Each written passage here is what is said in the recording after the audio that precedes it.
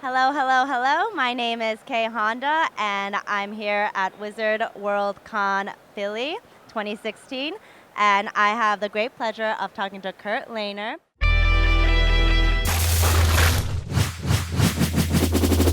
So my first question is, if I'm not mistaken, you started off in advertising. So why and how did you make the transition into animation? Okay, so when I was studying in university, I had some instructors who were very famous illustrators. And there was one in particular that said to me, he was a Harlequin romance cover artist for many, many years, especially in the 70s and so on, right, into the early 80s. And so I found out that he always wanted to get into comic book art, but it just never happened for him. So he was always, it's a true story. He was a little bit bitter that he never got into the things that he really liked to do. So, but he got into other things that made him really famous, anyways, right? So he says, "There's no money in it. Don't do comic books. There's no money in it. Advertising's the way to go." And a lot of the type of instructors I had in university pushed for advertising. So I did advertising for about 5 years, like just saturated into advertising, and I hated it. I hated it because I was known in university as the comic book guy. And then there was a huge recession that hit at the end of the 80s into the early 90s. So I ended up just getting a part-time job here and there. And then a friend of mine who I went to school with says to me, calls me up and says, they're hiring at this animation studio. Showed my portfolio, and over the weekend they mulled it over, and then I got hired.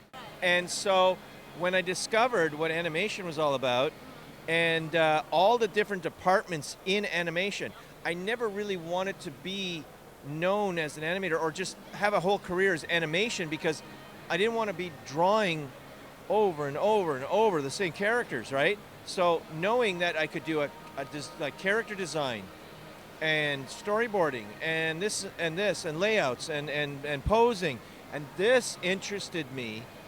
So I went that direction and I loved it. So, and then from there, just started, I had a friend that I was working with at one of the animation studios, and he says, "Hey, why don't you come with me? I'm promoting a book. You can help me work on it." So I did this thing years and years ago. We were trying to launch it to Image Comics. And so we promoted this comic book at this show, and I got to get exposed to some conventions all over again. I used to go to conventions as a kid. Then I was invited I was still in university in my senior year, and then I got invited to come to a convention and showcase my work, and I loved doing that. But then when I hit that advertising stage, I didn't have time anymore. But then it all recirculated eventually.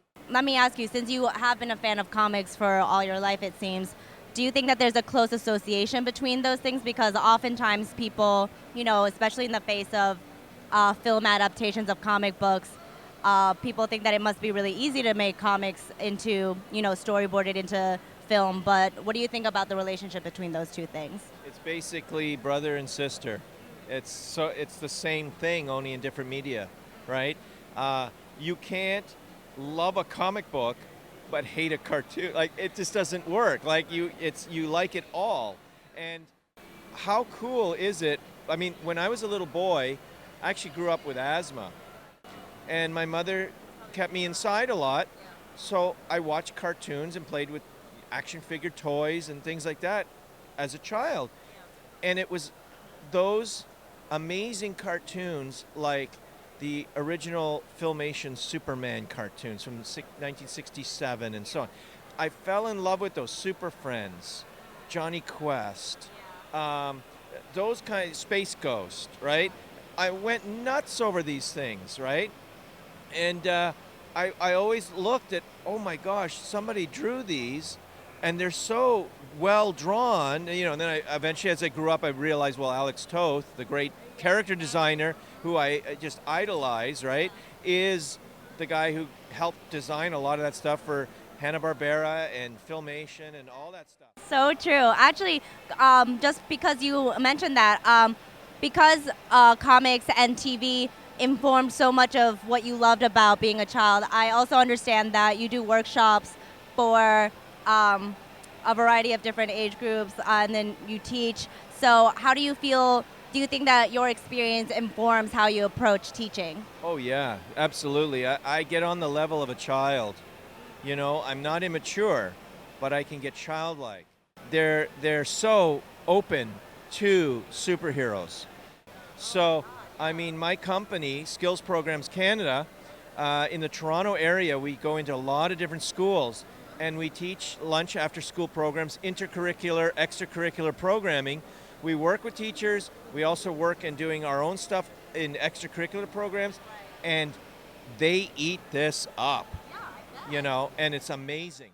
Actually, that's a perfect lead into introducing your son. And Part two of yeah, part two. I actually was looking at a lot of your work, and I was talking to your father about it. It's really amazing because I think with digital art, it's really easy to associate hard lines or like kind of clean drawing style with digital drawing. But with you, it's like everything is very soft, and I think that that's really amazing. I didn't actually realize it was digital until he pointed it out. So, how did you master that, or was it just years and years of practice? Well, I wouldn't say years because I'm not that old, but well, I did learn it from my dad, watching him doing like all of his prints, all of his work. And when I said I want to come down to Philadelphia with him, he said, yeah, sure, that's awesome. He said, do some pieces. So I said, okay. So the only way I kind of really knew how to do it was to draw it out by hand. That's the best thing. Get a little bit of traditional in there. And then scan it, high-res scan, and then the rest do on Photoshop. I'm not a master, but I'm glad you think that because it makes me feel good. All right, I think that's all we got here for you today. Remember, if you like the video, you have to like, share, subscribe to our YouTube channel, ComicsVerse TV. Check out our website, www.comicsverse.com, your source for in-depth comics analysis. And we're on Facebook, Twitter, Tumblr, Instagram, all of the things at ComicsVerse. Kurt, Kristian, the Lehner family. That's all we have for you today. Thank you so much.